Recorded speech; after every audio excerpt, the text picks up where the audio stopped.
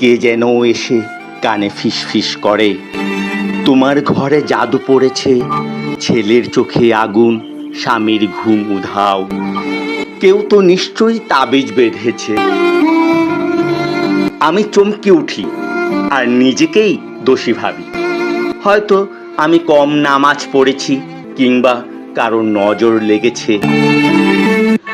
কিন্তু বলো তো ভাই, তুমি কি কখনো দেখেছো চুল দিয়ে সংসার ভাঙতে, ছেঁড়া কাপড় দিয়ে প্রাণ পুড়তে? যদি সত্যি এত ক্ষমতা তাবিজে থাকতো, তবে ডাক্তাররা হতো বেকার, হাসপাতাল হতো মন্দির, আর তন্ত্র হতো পাঠ্যপুস্তক।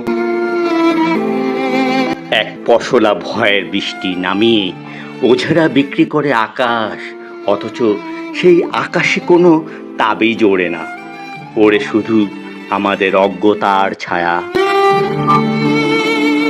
না, আমি আর ভয় পাবো না। আমি ডাক্তার দেখাবো, মনোবিদের শরণ নেব। আমি আমার ছেলের কাপা কাঁধে হাত রেখে বলবো, তুই অভিশপ্ত না, তুই ক্লান্ত।